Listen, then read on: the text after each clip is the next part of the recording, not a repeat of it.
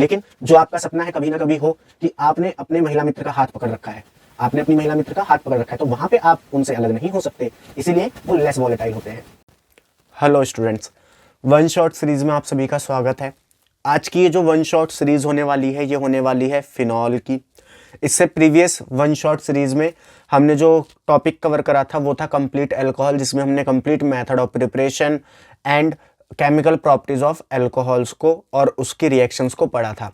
आज के इस वन शॉट में हम फिनॉल की मेथड ऑफ प्रिपरेशन, फिनॉल की एसिडिक प्रॉपर्टी एंड फिनॉल की जितनी भी रिएक्शंस हैं उन सबको पढ़ेंगे।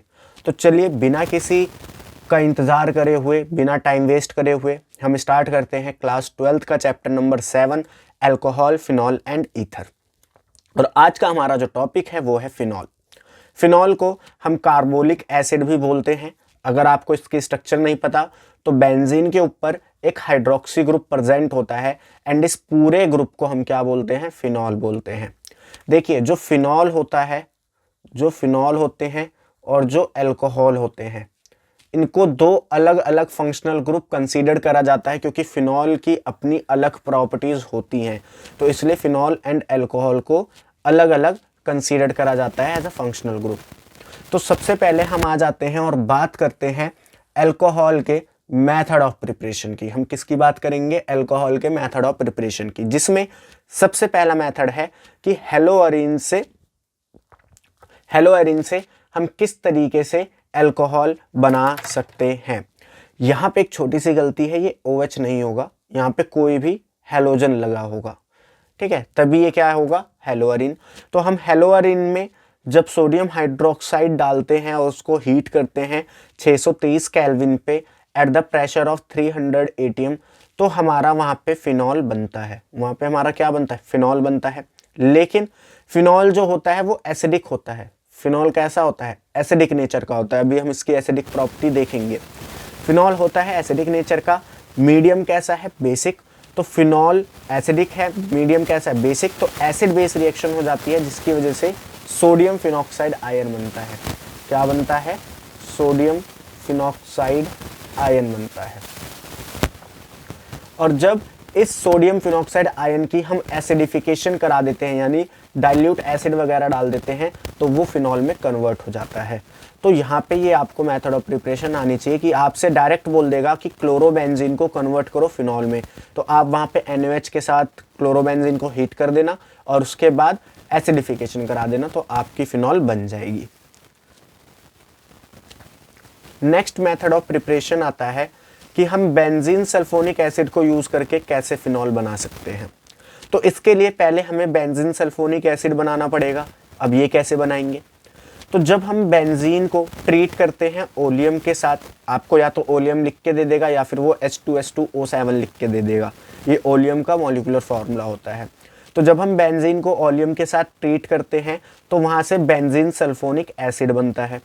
अब क्योंकि ये एसिड है, इसको बेस के साथ रिएक्ट कराओगे तो आपका क्या बन जाएगा? फिनॉल बन जाएगा। अब फिनॉल एसिड है, फिनॉल क्या है? एसिड है। मीडियम कैसा है? बेसिक। तो फिर से एसिड बेस रिएक्शन हो जाएगी और क्या बन जाएगा? Phenoxide ion. और जब फिनॉक्साइड आयन को आप ट्रीट करोगे एसिड के साथ तो वो आपको क्या दे देगा? फिनॉल। तो कई बार डायरेक्ट क्वेश्चन पूछ लिया जाता है कि बेंजीन को कन्वर्ट करो फिनॉल में। ये कन्वर्जन पेपर में दी जाती है बोर्ड एग्जामिनेशन में। तो आप इस मेथड से बेंजीन को कन्वर्ट कर सकते हैं फिनॉल में। नेक्स्ट मेथड ऑफ प्रिपरेशन है बाय यूजिंग डाइजोनियम सॉल्ट। आप डाइजोनियम सॉल्ट्स को यूज करके भी फिनॉल बना सकते हैं। अब इसके लिए आपको पहले डाइजोनियम सॉल्ट बनाना पड़ेगा। तो डाइजोनियम सॉल्ट को बनाया कैसे जाता है? जब हम एनिलीन को ट्रीट करते हैं NaNO2 के साथ in the presence of acid, HCl भी ले सकते हो, सल्फ्यूरिक एसिड भी ले सकते हो, तो वहां पे आपका डाइजोनियम सॉल्ट बनता है। क्या बनता है? डाइजोनियम सॉल्ट बनता है। और जब आप इस डाइजोनियम सॉल्ट को गर्म पानी के साथ हीट कर देते हो या वार्म वाटर में डाल देते हो तो वो आपका फिनॉल बना देता है।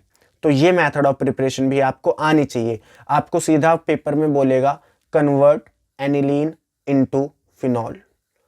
तो ये रिएक्शन आपको वहां पे याद होनी चाहिए कि एनिलीन से फिनॉल बनाने के लिए आप पहले डाइजोनियम सॉल्ट बनाओगे और फिर उस डाइजोनियम सॉल्ट को वार्म वाटर में डाल दोगे। नेक्स्ट हमारी मेथड ऑफ प्रिपरेशन आती है क्यूमीन को यूज करके। नेक्स्ट हमारी मेथड ऑफ प्रिपरेशन आती है फ्रॉम क्यूमीन। क्यूमीन का एक और नाम होता है जिसको हम बोलते हैं आइसोप्रोपाइल बेंजीन। आइसोप्रोपाइल बेंजीन यानी कि एक आपका बेंजीन है और इस बेंजीन पे एक आइसोप्रोपाइल ग्रुप यानी कि CH3CCH3 अटैच हो रखा है। ठीक है, यहाँ पे हाइड्रोजन होता है और यहाँ पे भी कोई भी चेन हो सकती है। तो यहाँ पे लगा हुआ है बेंजीन, यहाँ पे लगा हुआ है बेंजीन और ये हमारा क्या है, आइसोप्रोपाइल ग्रुप है। तो आइसोप्रोपाइल बेंजीन लिख दे या क्यूमीन लिख दे और उससे आपको फिनॉल बनाने के लिए बोले तो आप इस मेथड ऑफ प्रिपरेशन को यूज कर सकते हैं। इसके लिए हम क्या करते हैं, क्यूमीन को ऑक्सीजन के साथ रिएक्ट कराते हैं in the presence of sunlight. इससे क्या होता है, इससे होता यह है कि ऑक्सीजन की कुछ ऐसी स्ट्रक्चर होती है, यहाँ पे ये जो पाई बॉन्ड है इसका होमोलाइटिक क्लीवेज होता है और ऑक्सीजन फ्री रेडिकल बनता है, जिससे कि ये जो ऑक्सीजन है ये इस कार्बन के हाइड्रोजन को रिमूव करके यहाँ पे पर ऑक्साइड लिंकेज शो करता है। एंड ये जो इंटरमीडिएट बनता है इसको हम बोलते हैं क्यूमन हाइड्रोपर ऑक्साइड। क्या बोलते हैं, क्यूमिन हाइड्रोपर ऑक्साइड। अब इस क्यूमिन हाइड्रोपर ऑक्साइड को हम किसी भी एसिड के साथ, किसी भी डाइल्यूट एसिड में डाल देते हैं तो वो फिनॉल में कन्वर्ट हो जाता है। वो किस में कन्वर्ट हो जाता है, फिनॉल में। इसी के साथ साथ यहाँ पे एक और कंपाउंड बनता है जिसको हम बोलते हैं एसीटोन, और ये एसीटोन भी लार्ज क्वांटिटी में बनता है। अब आपको ये अरेंजमेंट पता होना चाहिए क्योंकि कई बार बोर्ड एग्जामिनेशन में तो ऐसा क्वेश्चन नहीं पूछा जाता मुश्किल, लेकिन कई बार नीट एग्जामिनेशन में इसका एक अच्छा क्वेश्चन बन जाता है, जहां पे आपको कहीं CH3 लगा के दे देगा, कहीं NO2 लगा के दे देगा। तो उसके लिए आपको क्लास 11th के कॉन्सेप्ट भी पता होने चाहिए, लेकिन अभी हम उन पे नहीं जाएंगे, एक रिविजन सीरीज है तो मैं बस आपको कुछ आइडिया दे देता हूँ कि कैसे चीजें चलती हैं। देखिए यहाँ पे परऑक्साइड लिंकेज थी, क्यूमीन हाइड्रो परऑक्साइड बना था। यहाँ पे ऑक्सीजन के पास लोन पेयर है और एसिड क्या देगा, H+। तो ये लोन पेयर H+ पे अटैक करेंगे और हाइड्रोनियम आयन बना देंगे एक तरीके से। अब क्योंकि ऑक्सीजन पे पॉजिटिव चार्ज अनस्टेबल है तो ऑक्सीजन इस बॉन्ड को तोड़ेगा, ऑक्सीजन इस बॉन्ड को तोड़ेगा। अब यहाँ पे क्योंकि ऑक्सीजन पे एक ही फिर बॉन्ड बचेगा और इस पे पॉजिटिव चार्ज है तो ये इस कार्बन पे अटैक करेगा। तो हो क्या रहा है, ये बॉन्ड टूट रहा है, साइमल्टेनियसली ये यहाँ पे अटैक कर रहा है, और क्योंकि कार्बन एक टाइम पे 5 से ज़्यादा बॉन्ड नहीं बना सकता तो ये बॉन्ड भी टूट के अलग हो रहा है। तो ये कुछ ऐसे स्ट्रक्चर बनेगी। ये बॉन्ड टूट के जब इधर जाएगा तो ये एसीटोन बन जाएगा, ये पूरा एसीटोन बन जाएगा और ये आके यहाँ लग जाएगा तो फिनॉल के ऊपर हाइड्रोनियम आयन अटैच हो जाएगा। ऑक्सीजन के ऊपर अभी भी पॉजिटिव चार्ज है तो ऑक्सीजन क्या करेगा, इस बॉन्ड को तोड़ के इस प्रोटॉन को निकाल देगा। तो यहाँ पे हमने जो एसिड यूज करा था, H+ यूज करा था, वो वापस निकल गया। मतलब इसने बस इस रिएक्शन को थोड़ा फास्ट करने में मदद करी। तो जैसे एसिड यूज हुआ था वैसे ही एसिड यहाँ से निकल भी गया और हमें क्या मिल गया, हमारा फिनॉल। तो आपसे ये तो बहुत कम चांसेस है पूछने को, लेकिन क्यूमीन से फिनॉल की मेथड ऑफ प्रिपरेशन बहुत ज़्यादा पूछी जाती है, तो ये आपको अच्छे से आनी चाहिए।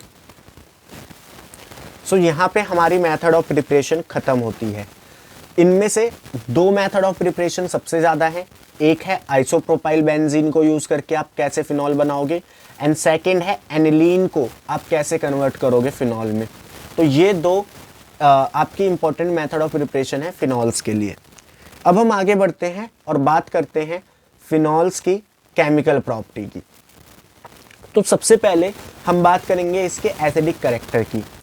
Phenol react with metal such as sodium, potassium and yield hydrogen gas. तो जो भी एसिड होते हैं वो मेटल के साथ रिएक्ट करके हाइड्रोजन गैस बनाते हैं, हमने 10th क्लास में पढ़ा है। तो जब हम फिनॉल को सोडियम वगैरह के साथ हीट करते हैं या अदर किसी मेटल के साथ हीट करते हैं तो वो हाइड्रोजन गैस बनाता है। साथ ही साथ जब हम फिनॉल को एक बेस के साथ रिएक्ट कराते हैं तो वो एसिड बेस रिएक्शन करता है। तो इन दोनों रिएक्शन से हमें पता चलता है कि जो फिनॉल है उसके पास एसिडिक प्रॉपर्टी है, यानी फिनॉल एक एसिडिक कंपाउंड है। Phenol are more acidic than water and alcohol. अब देखिए प्रीवियस वन शॉट में जब हमने कंप्लीट अल्कोहल पढ़ा था तो मैंने आपको बताया था कि जो अल्कोहल्स होते हैं उनसे ज़्यादा एसिडिक होता है वाटर। उनसे ज़्यादा कौन एसिडिक होता है? वाटर। और अब हम देखेंगे कि वाटर से भी ज़्यादा एसिडिक होते हैं फिनॉल्स। वाटर से भी ज़्यादा कौन एसिडिक होते हैं? फिनॉल्स। तो ये ऑर्डर याद रखिएगा कि जो अल्कोहल्स होते हैं वो कम एसिडिक होते हैं, जो वाटर होता है वो अल्कोहल से ज़्यादा एसिडिक होता है, और जो फिनॉल होता है वो वाटर से भी ज़्यादा एसिडिक होता है। अब इसके रीज़न क्या क्या है भाई? ऐसा क्यों है कि जो फिनॉल है वो वाटर से ज़्यादा या अल्कोहल से ज़्यादा एसिडिक है? इसके दो रीज़न हैं जो आपको पता होने चाहिए, जो पेपर में आपको लिखने हैं। सबसे पहला, due two electron withdrawing nature of benzene. देखिए क्या होता है, ये जो OH बॉन्ड होता है, अगर मान लीजिए एसिड की तरह रिएक्ट कर रहा है और यहाँ पे कोई रिंग लगी हुई है बेंजीन की, तो यहाँ पे क्या होगा? यहाँ पे ऑक्सीजन के ऊपर एक नेगेटिव चार्ज आएगा। तो इस नेगेटिव चार्ज को जो स्टेबल करेगा उसकी वजह से ये as a acidic character show करेगा। मतलब ये नेगेटिव चार्ज जितना ज़्यादा स्टेबल होगा एसिडिक करेक्टर उतना ही ज़्यादा होगा। अब हमने क्लास 11th में इंडक्टिव इफेक्ट में पढ़ा है कि जो बेंजीन होता है वो इलेक्ट्रॉन विड्रॉइंग ग्रुप होता है। तो यहाँ पे ये जो इलेक्ट्रॉन डेंसिटी है ऑक्सीजन के ऊपर, इसको बेंजीन अपनी तरफ अट्रैक्ट करेगा, जिसकी वजह से ये जो पूरा फिनॉक्साइड आयन बना है ये स्टेबल हो जाता है। इसीलिए ये ज़्यादा एसिडिक होता है। ठीक है। सेकंड क्या है? सेकंड देखिए वही बात लिखी है, due to stability of phenoxide ion formed by resonance. तो ये दो आंसर आपको लिखने हैं। अब फिनॉक्साइड आयंस में रेजोनेंस कैसे होती है, इसको कभी कभार पूछ लेता है, तो आइए हम आपको रेजोनेंस बनाना सिखाते हैं। मैंने इसलिए यहाँ पे कंप्लीट स्ट्रक्चर नहीं बनाई क्योंकि बच्चों को फिर दिक्कत होती है। तो सबसे पहला होगा क्या, यहाँ पे लोन पेयर है, यहाँ पे पाई बॉन्ड है, तो आपको कंजुगेशन दिख रहा है। हाँ, तो यहाँ पे क्या होगा, इस लोन पेयर को यहाँ डोनेट कर दो और इस पाई बॉन्ड को उठा के यहाँ पे शिफ्ट कर दो। तो इससे होगा क्या, इससे यहाँ पे नेगेटिव चार्ज आ जाएगा और यहाँ पे ऑक्सीजन हाइड्रोजन बन जाएगा और ऑक्सीजन पे प्लस चार्ज आ जाएगा। ठीक है। अब नेक्स्ट स्टेप में क्या होता है, ये नेगेटिव चार्ज यहां पे शिफ्ट होगा और ये पाई बॉन्ड उठ के यहां पे आ जाएगा फोर्थ कार्बन पे। तो ये कुछ ऐसा होगा, नेगेटिव यहां पे आ गया, पाई बॉन्ड आपका यहां पे शिफ्ट हो गया और ये ऐसे ही रहेगा क्योंकि ऊपर हमने कुछ नहीं करा, यहां पे बॉन्ड शिफ्टिंग करी हमने। अब क्या होगा, अब ये नेगेटिव चार्ज यहां कन्वर्ट होगा बॉन्ड पेयर में और ये बॉन्ड पेयर यहां कन्वर्ट होगा लोन पेयर में, या कह सकते हो नेगेटिव चार्ज में। तो इस पे आएगा नेगेटिव चार्ज, यहां पे आ गया आपका डबल बॉन्ड और ये रहेगा ऐसे ही।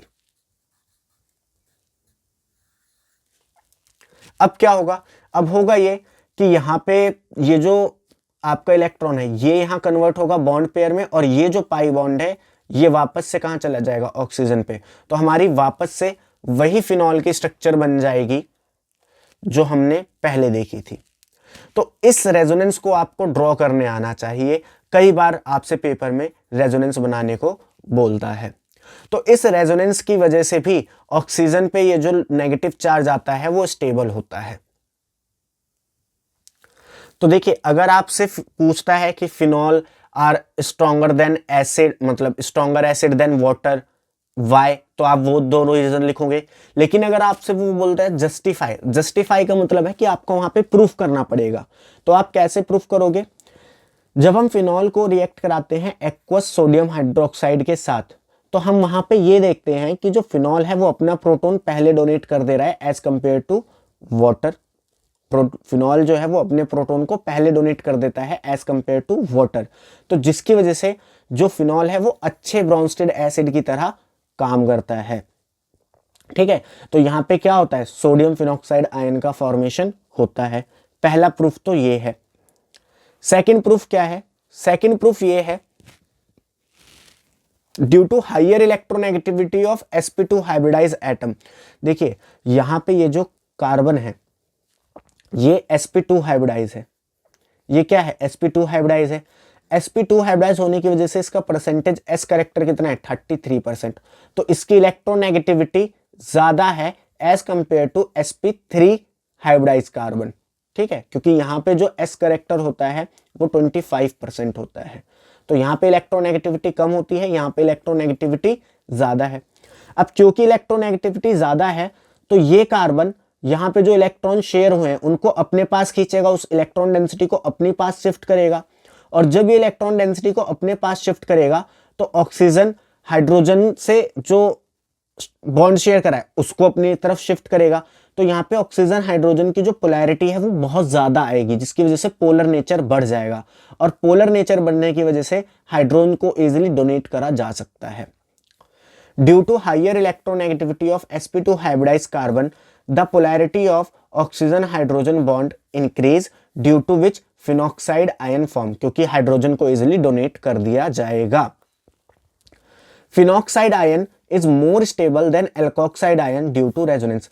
अब जो फिनॉक्साइड आयन बनता है प्रोटॉन के डोनेशन की वजह से वो ज्यादा स्टेबल होता है एज कंपेयर टू एल्कोक्साइड, जो अल्कोहल के केस में बन रहा था, ठीक है, उससे ज्यादा स्टेबल होता है ड्यू टू रेजोनेंस। तो इसकी भी रेजोनेंस आपको बनानी आनी चाहिए, क्योंकि कई बार बनाने को बोल देता है। तो चलिए रेजोनेंस बनाते हैं। कुछ नहीं करना, जैसे अभी कर रहे थे, इस पाई बॉन्ड को यहां शिफ्ट करो और यहां से लोन पेयर को यहां शिफ्ट करो, तो ऑक्सीजन पे डबल बॉन्ड आ गया, यहां पे क्या आ गया, नेगेटिव चार्ज। अब इस नेगेटिव चार्ज को बॉन्ड पेयर में कन्वर्ट करो, इस बॉन्ड पेयर को कहां कन्वर्ट करो, नेगेटिव चार्ज में, तो यहां पे ये बॉन्ड पेयर बन गया, ये क्या बन गया, नेगेटिव चार्ज। नेक्स्ट स्टेप में क्या करो, इस नेगेटिव को कन्वर्ट करो बॉन्ड पेयर में, ये बॉन्ड पेयर यहां उठ के किस में कन्वर्ट हो जाएगा, नेगेटिव में, तो ये नेगेटिव आ गया।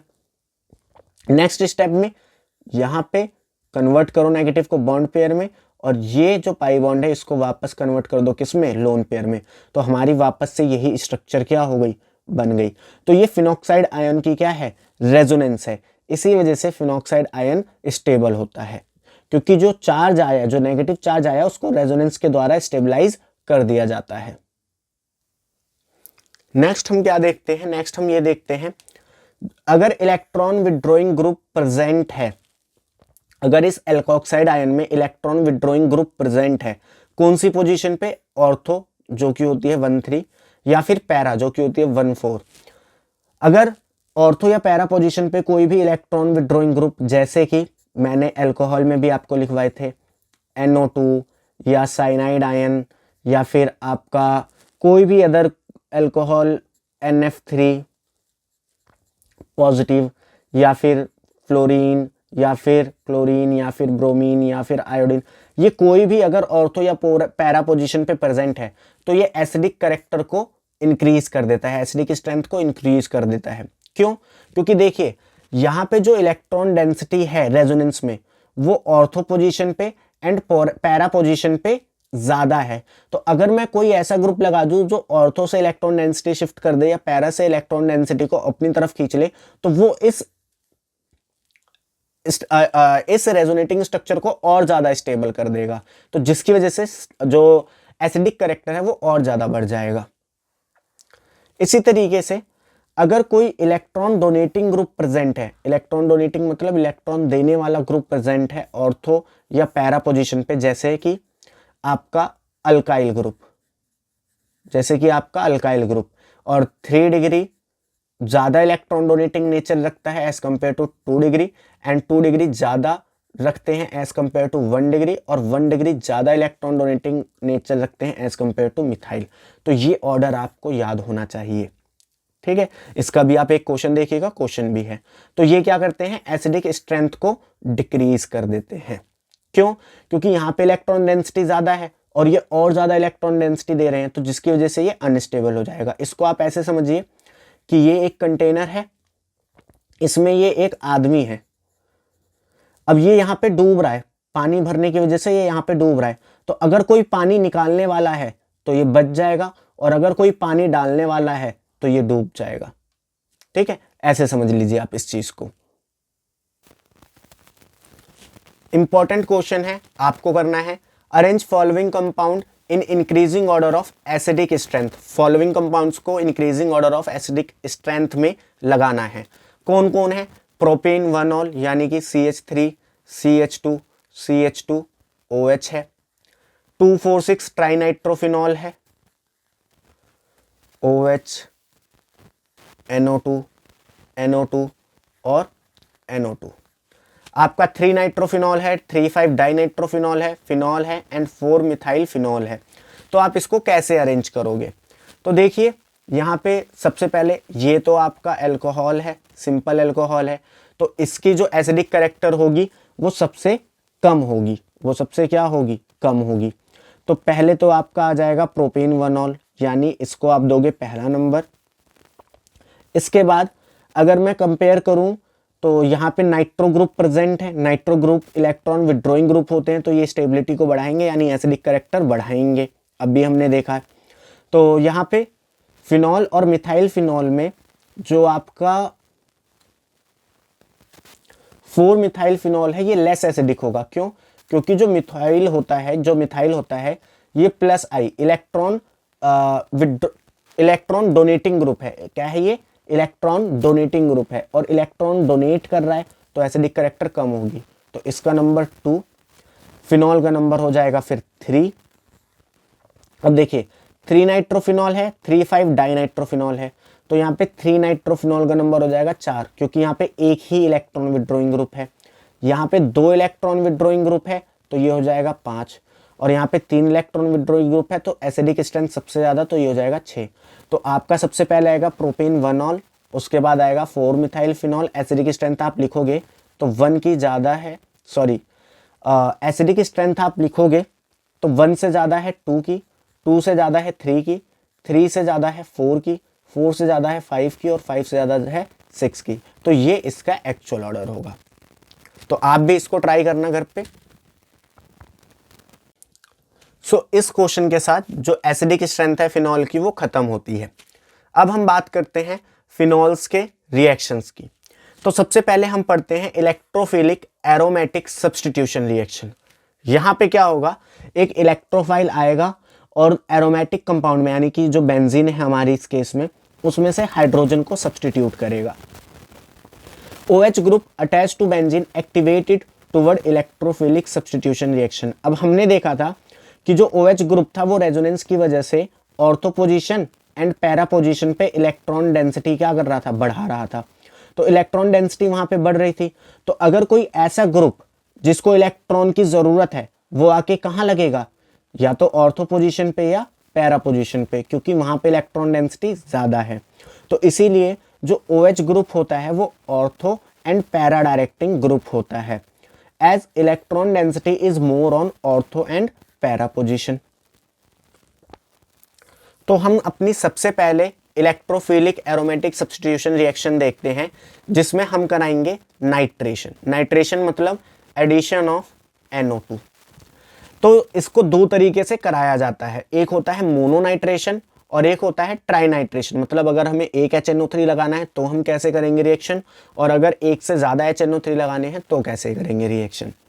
तो अगर मैं फिनॉल को डाइल्यूट HNO3 यानी कि डाइल्यूट नाइट्रिक एसिड के साथ रिएक्ट कराता हूं, तो जो HNO3 है वो देता है NO2, और NO2 एक इलेक्ट्रोफाइल की तरह काम करता है, ठीक है, क्योंकि इस पे एक इलेक्ट्रॉन कम होता है। तो ये क्या करेगा? ये ऑर्थो पोजीशन पे जाके लग जाएगा और पैरा पोजीशन पे जाके लग जाएगा। अब यहाँ पे इन दोनों को डिफरेंशिएट हमें करना पड़ेगा, ऑर्थो नाइट्रोफिनॉल को अलग करना पड़ेगा पैरा नाइट्रोफिनॉल से, और इस प्रोसेस को हम करते हैं स्टीम डिस्टिलेशन की मदद से। किसकी मदद से? स्टीम डिस्टिलेशन की मदद से, ठीक है। These ortho and para isomer of nitrophenol are separated by steam distillation method. अब ऑर्थोनाइट्रोफिनॉल एंड पैरानाइट्रोफिनॉल में क्या क्या डिफरेंसेस होते हैं ये आपको याद रखने हैं। देखिए अगर मैं बात करूं ऑर्थोनाइट्रोफिनॉल की, यहां पे होता है ऑक्सीजन, ये H, और ये आपका होगा नाइट्रोजन डबल बॉन्ड ऑक्सीजन, और एक ऐसे होता है ऑक्सीजन, ठीक है। तो यहाँ पे होता ये है, ये जो ऑक्सीजन एंड हाइड्रोजन है इनके बीच में हाइड्रोजन बॉन्डिंग होने लगती है। तो ये जो हाइड्रोजन बॉन्डिंग होती है ये एक ही मॉलिक्यूल के अंदर है, ये एक पर्टिकुलर मॉलिक्यूल के अंदर है, इसीलिए इस हाइड्रोजन बॉन्डिंग को बोलते हैं इंट्रामॉलिक्यूलर। ए लगा हुआ है, इंट्रामॉलिक्यूलर यानी मॉलिक्यूल के अंदर ही क्या हो रही है? हाइड्रोजन बॉन्डिंग हो रही है। वहीं अगर मैं बात करूं पैरानाइट्रोफिनॉल की, तो पैरानाइट्रोफिनॉल के केस में क्या होता है, यहाँ पे NO2 होता है, ये एक दूसरे पैरानाइट्रोफिनॉल के साथ क्या करेगा, हाइड्रोजन बॉन्डिंग करेगा। यहाँ पे इस तरीके से हाइड्रोजन बॉन्डिंग होगी, यानी यहाँ पे जो बॉन्डिंग है वो इंटरमॉलिक्यूलर है, यानी कि 2 मॉलिक्यूल के अंदर है। यहाँ पे 2 मॉलिक्यूल के अंदर हाइड्रोजन बॉन्डिंग है, यहाँ पे 1 मॉलिक्यूल के अंदर हाइड्रोजन बॉन्डिंग है, यानी यहाँ 2 मिलके एक हाइड्रोजन बॉन्डिंग बना रहे हैं, यहाँ एक ही के अंदर हाइड्रोजन बॉन्डिंग है। अब ऑर्थोनाइट्रोफिनॉल जो होते हैं वो ज़्यादा वॉलेटाइल होते हैं, वो मतलब इजीली एवोपरेट हो जाते हैं। क्यों? क्योंकि ये आपस में ही हाइड्रोजन बॉन्डिंग करते हैं, तो दूसरे मेंबर के साथ जुड़े नहीं होते। ऐसा समझो कि 2 पर्सन है, मतलब ये आप हो और ये आपकी महिला मित्र हैं, और आप दोनों कहीं घूमने गए, ठीक है, कुंभ के मेले अभी जैसे चल रहा है, यहाँ वहाँ घूमने गए। तो अगर आप दोनों ने सिर्फ अपना अपना हाथ पकड़ रखा है, मतलब एक हाथ तेरा आपका, ये एक हाथ है आपका, आपने सिर्फ अपने हाथ पकड़े हैं, आपके महिला मित्र ने अपने हाथ पकड़े हैं, तो आप दोनों के चांसेस ज़्यादा हैं कि आप खो जाओगे इजीली, क्योंकि इधर उधर बिखर जाओगे। इसी तरीके से क्योंकि यहाँ पे एक ही मॉलिक्यूल के अंदर हाइड्रोजन बॉन्डिंग है, तो दूसरे मॉलिक्यूल के साथ ये हाइड्रोजन बॉन्डिंग कर नहीं रहा, तो इसलिए ये इजीली एवेपरेट हो जाएंगे, जल्दी भाप बन के उड़ जाएंगे। लेकिन जो आपका सपना है कभी ना कभी हो कि आपने अपने महिला मित्र का हाथ पकड़ रखा है, आपने अपनी महिला मित्र का हाथ पकड़ रखा है, तो वहाँ पे आप उनसे अलग नहीं हो सकते, इसीलिए वो लेस वॉलेटाइल होते हैं, ठीक है। अगर ऑर्थोनाइट्रोफिनॉल की बात करें तो उनका बॉइलिंग पॉइंट कम होता है, क्योंकि कोई उन्होंने एक दूसरे का हाथ पकड़ा नहीं है, वो खुद ही एक दूसरे से अलग हो जाएंगे, आपको मेहनत ही नहीं करनी पड़ेगी। मान लो कोई तीसरा पर्सन आना चाहता है, तो अगर आप एक दूसरे का हाथ पकड़ के नहीं चल रहे तो उसको तो ईजी होगा ना बीच में आना, ठीक है। वहीं अगर हम बात करें पैरानाइट्रोफिनॉल में, तो उसका बॉइलिंग पॉइंट ज़्यादा होता है। यहाँ पे अगर ये बीच में आना चाह रहा है तो इसको मेहनत करनी पड़ेगी, क्योंकि आपने एक दूसरे का हाथ पकड़ रखा है, ठीक है। चलिए, जो ऑर्थोनाइट्रोफिनॉल होते हैं ये लेस एसिडिक होते हैं, वहीं जो पैरानाइट्रोफिनॉल होते हैं ये ज़्यादा एसिडिक होते हैं। ऐसा क्यों होता है? ऐसा होता है ड्यू टू हाइड्रोजन बॉन्डिंग। यहाँ पे क्योंकि नाइट्रोजन NO2 प्रेजेंट है, हाइड्रोजन ऑक्सीजन में क्या हो रही है, हाइड्रोजन बॉन्डिंग, तो ये H+ ईजिली डोनेट नहीं होगा। इसकी वजह से क्या होगा, इसका एसिडिक कैरेक्टर डिक्रीज कर जाएगा। लेकिन पैरानाइट्रोफिनॉल के केस में ये जो H+ है ये इजीली अवेलेबल है डोनेशन के लिए, इसलिए इसकी एसिडिक स्ट्रेंथ ज़्यादा है। नेक्स्ट हम बात करते हैं, हमने मोनोनाइट्रेशन की बात कर ली, अब हम बात करते हैं कि हमें एक से ज़्यादा NO ग्रुप लगाने हैं। तो उस केस में हम क्या करेंगे, फिनॉल को रिएक्ट करा देंगे कंसंट्रेटेड नाइट्रिक एसिड के साथ। इससे पहले हमने डाइल्यूट नाइट्रिक एसिड डाला था तो मोनोनाइट्रेशन हुई थी। अब जब हम कंसंट्रेटेड HNO3 डालेंगे तो क्या हो जाएगा, ट्राइनाइट्रेशन हो जाएगा, यानी 3 NO2 ग्रुप आके लग जाएंगे, जिसकी वजह से 2,4,6 ट्राइनाइट्रोफिनॉल का फॉर्मेशन होगा, जिसको हम पिक्रिक एसिड भी बोलते हैं। अब ये हाईली एसिडिक होता है, ये क्या होता है, हाईली एसिडिक होता है, बट इसकी इस प्रोसेस के थ्रू जो यील्ड होती है, मतलब जो ये बनता है जिस अमाउंट में, वो बहुत कम होता है, तो पुअर यील्ड होती है इसकी। तो आजकल जो इंडस्ट्री में मेथड यूज करे जाते हैं 2,4,6 ट्राइनाइट्रोफिनॉल बनाने के लिए, वो ये रहा। पहले हम फिनॉल को रिएक्ट कराते हैं ओलियम के साथ, जिससे क्या होता है, आपका फिनॉल डाइसल्फोनिक एसिड बनता है। और फिर अब जब हम फिनॉल डाइसल्फोनिक एसिड को रिएक्ट कराते हैं कंसंट्रेटेड HNO3 के साथ, तो हमारा ट्राइनाइट्रोफिनॉल बनता है, और इसकी अच्छी यील्ड होती है, इसकी अच्छी यील्ड होती है। तो ये दोनों प्रोसेस आप याद रखना। नेक्स्ट हमारी रिएक्शन आती है हैलोजिनेशन। हैलोजिनेशन मतलब एडिशन ऑफ हैलोजन। तो एनसीईआरटी में ब्रोमीन को लेके दिया गया है, लेकिन आप क्लोरीन वगैरह भी लगा सकते हो। तो मोनोब्रोमिनेशन करते हैं सबसे पहले, यानी एक ब्रोमीन अटैच करना है। तो इसके लिए हम क्या करते हैं, फिनॉल को रिएक्ट कराते हैं ब्रोमीन के साथ, क्योंकि ब्रोमीन लगाना है। और जो हम सॉल्वेंट लेते हैं जिसके प्रेजेंस में आप रिएक्शन कराओगे, वो लो पोलैरिटी का होना चाहिए। वो क्या होना चाहिए, लो पोलैरिटी का होना चाहिए, यानी पोलर जो नेचर है वो सॉल्वेंट का वो कम होना चाहिए। तो इसके लिए आप CHCl3 भी ले सकते हो और CS2 भी ले सकते हो। तो ब्रोमीन को कहाँ लगाओगे, एक बार ऑर्थो पे, एक बार पैरा पे, और जो पैरा होगा वो क्या होगा, मेजर होगा, ठीक है। In phenol bromination occur even in absence of Lewis acid, Y.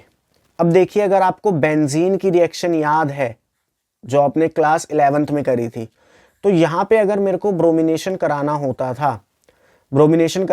था, फिर अगर मैं यहाँ पे CH2 लो पोलैरिटी का सॉल्वेंट लेता था, तो इसके साथ साथ मेरे को एक लुइस एसिड भी चाहिए होता था। लुइस एसिड कौन होते हैं? लुइस एसिड वो होते हैं जो बेसिकली लोन पेयर को, बेसिकली ऐसा कह सकते हो, जो एक इलेक्ट्रॉन रिच कंपाउंड को गेन करेंगे। ठीक है, एक इलेक्ट्रॉन रिच कंपाउंड को गेन करेंगे। तो यहाँ पे हम लेते थे FeCl3, या जो इलेक्ट्रॉन डेफिशिएंट होते हैं वो लुइस एसिड होते हैं, ऐसे याद रख लो। तो हम यहाँ पे FeCl3 या फिर AlCl3 लिया करते थे। तो ये क्या करते थे? एज अ लुइस एसिड काम करते थे। लेकिन यहाँ पे हमें लुइस एसिड की जरूरत नहीं पड़ती। क्यों? क्योंकि यहाँ पे OH जो है वो अभी हमने देखा था इलेक्ट्रॉन डेंसिटी डोनेट कर देता है, तो इसकी वजह से हमें FeCl यानी लुइस एसिड की जरूरत नहीं पड़ती। It is due to highly activating nature of OH group attach to benzene. Next reaction में हम देखते हैं ट्राइब्रोमिनेशन। ट्राइब्रोमिनेशन को ब्रोमीन वाटर टेस्ट भी बोलते हैं, Br2H2O। इसको ब्रोमीन वाटर टेस्ट भी बोला जाता है, जो फिनॉल के आइडेंटिफिकेशन में यूज करा जाता है। अगर मैं फिनॉल को यूज रिएक्ट कराता हूं ब्रोमीन के साथ in the presence of high polar solvent, जैसे यहाँ पे वाटर ले रखा है हमने, तो ब्रोमीन जो है वो ऑर्थो पोजीशन पे, ऑर्थो पे, पैरा पे लग जाता है। यानी कि हमें यहाँ पे एक वाइट पीपीटी देखने को मिलेगी और यहाँ पे ट्राइब्रोमोफिनॉल का फॉर्मेशन होगा। ठीक है, तो अगर आपको ये रिएक्शन समझ में आ गई है तो आप कमेंट करके आंसर बताइए कि मोनोनाइट्रेशन अगर हम कराते हैं 3-मिथाइल फिनॉल का, तो उससे कौन सा प्रोडक्ट मेजर बनेगा, पैरा या फिर ऑर्थो। तो हैशटैग 3-मिथाइल फिनॉल लिख के बताना, पैरा मेजर बनेगा या ऑर्थो मेजर बनेगा इस केस में। ठीक है, बाकी इसका जो आंसर है वो आपको नोट्स के साथ साथ मिल जाएगा। इसी तरीके से आपको फिनाइल मिथोनेट का भी क्या कराना है, मोनोनाइट्रेशन कराना है और हैशटैग करके बताना है कि पैरा मेजर होगा या ऑर्थो मेजर होगा। ठीक है, ये आपको बताना है और इसका भी आंसर आपको आपके जब मैं नोट्स दूंगा इस चैप्टर के उसमें मिल जाएगा। तो अब हमारी नेक्स्ट और सबसे इंपॉर्टेंट रिएक्शन आती है इस फिनॉल की, एक कॉल्वेज रिएक्शन और एक रायमन टीमन रिएक्शन। बहुत ज्यादा इंपॉर्टेंट है आपके लिए। तो कॉल्वेज रिएक्शन देखते हैं, कॉल्वेज रिएक्शन होती क्या है। तो कॉल्वेज रिएक्शन में जो प्रोडक्ट बनता है वो बनता है सैलिसाइलिक एसिड, या फिर इसको हम 2-हाइड्रोक्सी बेंजोइक एसिड नाम भी देते हैं। अब ये बनता कैसे है इसको देखते हैं। पहले हम फिनॉल को रिएक्ट कराते हैं NaOH के साथ। किसके साथ? सोडियम हाइड्रोक्साइड के साथ, जिसकी वजह से एसिड ये है, ये बेस है, एसिड बेस रिएक्शन होगी और सोडियम फिनॉक्साइड आयन बनेगा। क्या बनेगा? सोडियम फिनॉक्साइड आयन बनेगा। अब सोडियम फिनॉक्साइड आयन को जब हम CO2 के साथ रिएक्ट कराते हैं और उसके बाद उसकी हाइड्रोलाइसिस कराते हैं, तो वहां पे हमें सैलिसाइलिक एसिड का फॉर्मेशन देखने को मिलता है। ठीक है, तो ये रिएक्शन आपको अच्छे से याद रखनी है, रट लेना। इसमें आपको क्या क्या याद करना है कि प्रोडक्ट क्या बनेगा, सैलिसाइलिक एसिड। रिएजेंट क्या लेते हो? पहले NaOH लेते हो, फिर CO2 लेते हो और उसके बाद एसिडिफिकेशन करा देते हो। Phenoxide ion formed by treating phenol with NaOH is more electrophilic. अब इसके लिए देखिए, आपको जो आपकी न्यूक्लियोफिलिसिटी है जो आपने चैप्टर 6 में पढ़ी है वो याद होनी चाहिए। फिनॉक्साइड आयन के केस में ऑक्सीजन पे नेगेटिव चार्ज होगा और फिनॉल के केस में OH ऐसा होता है। तो जो नेगेटिव चार्ज कंपाउंड होते हैं उनकी जो न्यूक्लियोफिलिसिटी होती है वो ज्यादा होती है न्यूट्रल वाले से। ठीक है, तो ये आपने न्यूक्लियोफिलिसिटी क्लास 12th चैप्टर 6 में पढ़ रखा है, तो इसको हमने एक्सप्लेन भी कर दिया। नेक्स्ट रिएक्शन आती है एसिटाइलेशन ऑफ सैलिसाइलिक एसिड। अब ये एसिटाइलेशन होता क्या है? एसिटाइलेशन का मतलब होता है एसिटाइल ग्रुप का इंट्रोडक्शन। किसी भी कंपाउंड में एसिटाइल ग्रुप को जोड़ देना क्या कहलाता है? एसिटाइलेशन। जैसे अगर आपके पास बायो है तो वहां पे आपने एसिटाइलेशन ऑफ मॉर्फिन पढ़ा होगा। ठीक है, तो हमें क्या करना है, एसिटाइल ग्रुप जो कि CH3CO होता है उसको ऐड करना है किसी भी ग्रुप पे। लेकिन हम सैलिसाइलिक एसिड ले रहे हैं तो सैलिसाइलिक एसिड में हमें इसको इंट्रोड्यूस कराना है। अब होता कैसे है, ये फिनॉल की स्ट्रक्चर है, वैसे इसको हम फिनॉल नहीं बोल सकते क्योंकि यहाँ पे कार्बोजाइलिक एसिड लगा हुआ है। एंड कार्बोजाइलिक एसिड की प्रॉपर्टीज, मतलब कार्बोजाइलिक एसिड ज़्यादा अच्छा फंक्शनल ग्रुप माना जाता है OH के कंपैरिजन में, प्रायोरिटी इसकी ज़्यादा होती है। तो ये हमारा क्या है, सैलिसाइलिक एसिड है। जब हम सैलिसाइलिक एसिड को रिएक्ट कराते हैं एसिटिक अनहाइड्राइड के साथ, किसके साथ, एसिटिक अनहाइड्राइड के साथ, या फिर वो आपको ऐसे भी लिख के दे देगा, तो उस दौरान आपका क्या होगा, देखिए यहाँ पे ऑक्सीजन की इलेक्ट्रोनेगेटिविटी ज़्यादा, इस पे पार्शियल नेगेटिव चार्ज, हाइड्रोजन पे पार्शियल पॉजिटिव चार्ज। यहाँ पे किसी भी तरीके से, मतलब किसी भी साइड से बॉन्ड तोड़ दो क्योंकि दोनों सिमिलर हैं, दोनों क्या है, सिमिलर हैं। अगर दोनों सिमिलर नहीं होंगे तो वहाँ पे आपको रेजोनेंस वगैरह, स्टेबिलिटी वगैरह से चेक करना पड़ेगा। लेकिन आप अभी यहाँ पे देखो कि ऑक्सीजन पे पार्शियल नेगेटिव आएगा, कार्बन पे पार्शियल पॉजिटिव, तो ये कार्बन ले जाके यहाँ जोड़ दो और इस बॉन्ड को तोड़ दो और ये हाइड्रोजन ला के यहाँ जोड़ दो, तो आपका एक तो अल्कोहल बन जाएगा और साथ ही साथ क्या हो जाएगा, सैलिसाइलिक एसिड का एसिटाइलेशन हो जाएगा, जिससे कि एस्प्रिन का फॉर्मेशन हो जाएगा। ठीक है, और इसको हम एसिटाइल सैलिसाइलिक एसिड भी बोलते हैं। नेक्स्ट रिएक्शन हमारी आती है फिनॉल की विद जिंक डस्ट। तो आप जब भी फिनॉल को रिएक्ट कराओगे जिंक डस्ट के साथ तो वो बेंजीन में कन्वर्ट हो जाएगा। ये रिएक्शन बच्चों को सबसे ज़्यादा याद होती है क्योंकि ये बहुत ज़्यादा सिंपल है। नेक्स्ट आती है ऑक्सीडेशन रिएक्शन। तो जब भी हम अल्कोहल का ऑक्सीडेशन कराते हैं, ये कैसा अल्कोहल है, 2 डिग्री अल्कोहल है, तो 2 डिग्री अल्कोहल की जब हम ऑक्सीडेशन कराते हैं तो क्या बनती है, बेंजीन बनती है। क्या बनता है, कीटोन बनता है। तो यहाँ पे जब हम फिनॉल को ट्रीट कराते हैं क्रोमिक एसिड के साथ, आपको वो इस तरीके से भी दे सकता है, क्रोमिक एसिड लिख के ऐसे भी दे सकता है या फिर ऐसे भी दे सकता है। तो जब हम फिनॉल को रिएक्ट कराते हैं क्रोमिक एसिड के साथ तो वो बेंजोक्विनोन में कन्वर्ट हो जाता है। तो ये भी आपको याद रखना है।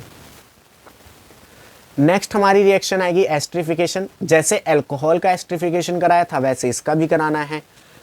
फिनॉल से H ले लेना और जो भी आप एसिड ले रहे हो, मतलब कार्बोजाइलिक एसिड ले रहे हो या एसिड क्लोराइड ले रहे हो, तो वहाँ से OH या Cl लेके निकाल देना और अपना बॉन्ड बना देना।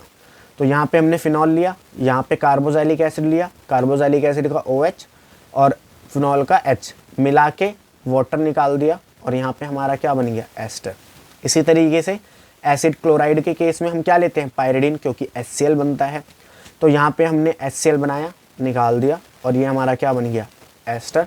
और इस HCl को न्यूट्रल करने के लिए यहाँ पे पायरिडीन है। अब ये सारी चीज़ें हमने डिस्कस कर ली थी अल्कोहल के एस्ट्रिफिकेशन में। नेक्स्ट हमारी रिएक्शन आती है राइमर टीमन रिएक्शन। महा इंपॉर्टेंट रिएक्शन है। आप चाहे बोर्ड का एग्जाम दे रहे हो, चाहे नीट का एग्जामिनेशन दे रहे हो, चाहे जेईई मेंस का एग्जामिनेशन दे रहे हो, बहुत जगह पूछी जाती है। सबसे पहले आपको क्या याद रखना है कि प्रोडक्ट क्या बनता है। राइमर टीमन रिएक्शन में प्रोडक्ट क्या बनेगा, यहाँ पे प्रोडक्ट बनेगा सैलिसा एल्डिहाइड। क्या बनेगा, सैलिसा एल्डिहाइड। रिएजेंट क्या यूज करोगे, रिएजेंट आप क्लोरोफॉर्म ले सकते हो, क्लोरोफॉर्म के साथ आप एक्वस NaOH भी ले सकते हो, या फिर क्लोरोफॉर्म के साथ आप एक्वस KOH भी ले सकते हो। ठीक है, अब देखिए जहां हम ऑफलाइन में पढ़ाते हैं वहां पे एक बच्चे के प्री बोर्ड में क्वेश्चन आ गया था कि इस केस में अटैकिंग रिएजेंट कौन होता है। तो अटैकिंग रिएजेंट होता है CCl2, जिसको हम बोलते हैं डाइक्लोरोकार्बिन। ठीक है, ये हमारा अटैकिंग रिएजेंट होता है। इसके पास एक वैकेंट ऑर्बिटल होता है जिसकी वजह से ये एज अ इलेक्ट्रोफाइल काम करता है। ठीक है, तो जब हम फिनॉल को रिएक्ट कराते हैं किसके साथ, क्लोरोफॉर्म के साथ, in the presence of aqueous sodium hydroxide, तो यहाँ पे हमारा सोडियम बेंजल क्लोराइड इंटरमीडिएट का फॉर्मेशन होता है। अब यहाँ पे आपको कंप्लीट मैकेनिज्म नहीं देखनी है क्योंकि रिवीजन चल रही है। अगर आप चाहते हो कि हम कंप्लीट मैकेनिज्म के साथ आपको बता दें तो कमेंट बॉक्स में लिख देना, मैकेनिज्म के साथ बता देंगे। ठीक है, तो यहाँ पे आपका क्या बनता है, इंटरमीडिएट बनता है सोडियम बेंजल क्लोराइड। अब यहाँ पे होगा क्या, ये Na+ है, ये OH- है, ये OH- इस Cl2 को एलिमिनेट करेगा। तो ये कुछ ऐसा CH OH OH। अब एक ही कार्बन पे 2 OH ग्रुप अनस्टेबल, तो यहाँ से वाटर निकल जाएगा और ये क्या बन जाएगा, एल्डिहाइड। और यहाँ पे क्या रहेगा, होता ONA है और फिर हमने इसका एसिडिफिकेशन करा दिया तो वो फिनॉल में कन्वर्ट हो जाएगा। ठीक है, तो इसको हम बोलते हैं सैलिसाएल्डिहाइड। ठीक है, चलिए अब कुछ पॉइंट है जो आपको याद रखने हैं, जैसे कि हमेशा ऑर्थो मेजर होता है, यहाँ पे ऑर्थो क्या होता है, मेजर होता है। लेकिन अगर ऑर्थो पोजीशन पे कोई ग्रुप पहले से ही लगा हो, जैसे कि अगर मान लीजिए आपको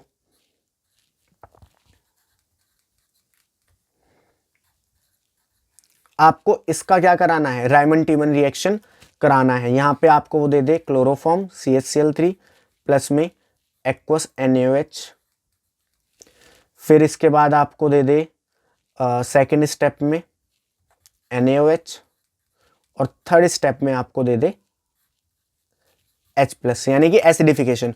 तो इस केस में आप जो प्रोडक्ट बनाओगे वो ऑर्थो पे मेजर होगा। वो कहां होगा, ऑर्थो पे मेजर होगा। If para is occupied ortho major, और अगर ऑर्थो ऑक्यूपाइड होगा तो पैरा मेजर। जैसे इस केस में क्या मेजर होगा, इस केस में आपका ये मेजर होगा OH।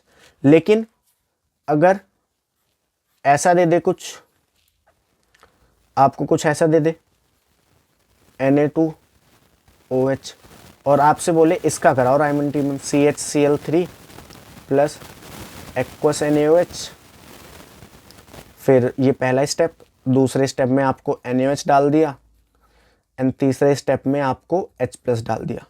तो अब यहाँ पे ऑर्थो पे पहले से NO2 बैठा है तो CHO वहां तो इंट्रोड्यूस होगा नहीं, तो कहाँ इंट्रोड्यूस करोगे, पैरा पोजीशन पे। तो ये OH, ये NO2 ऐसे का ऐसे रहेगा और यहाँ पे क्या इंट्रोड्यूस हो जाएगा, CHO। ठीक है, तो इस तरीके से आपको ये पॉइंट याद रखने हैं।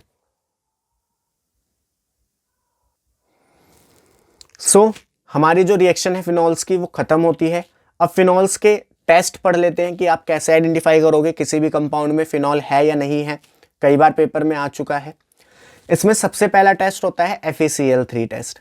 इसमें क्या होता है, जब हम फिनॉल को FeCl के साथ रिएक्ट कराते हैं, FeCl3 के साथ रिएक्ट कराते हैं तो एक वायलेट कलर का कॉम्प्लेक्स फॉर्म होता है। एक क्या फॉर्म होता है, वायलेट कलर का कॉम्प्लेक्स फॉर्म होता है और ये हमें बताता है कि जो हमने कंपाउंड लिया था वो क्या है, फिनॉल है। ठीक है, इसी तरीके से एक होता है लिबरमैन नाइट्रोसो टेस्ट। कौन सा टेस्ट, लिबरमैन नाइट्रोसो टेस्ट। इसमें जब हम फिनॉल को रिएक्ट कराते हैं NaNO2 के साथ in the presence of sulphuric acid तो आपका एक ब्राउन रेड कलर का कॉम्प्लेक्स बनता है। आपका एक ब्राउन रेड कलर का कॉम्प्लेक्स बनता है और ये ब्राउन रेड कलर का कॉम्प्लेक्स वापस से फिनॉल के साथ रिएक्ट करके इंडोफिनॉल नाम का कंपाउंड बनाता है जो कि ब्लू ग्रीन कलर शो करता है, जो कि ब्लू ग्रीन कलर शो करता है।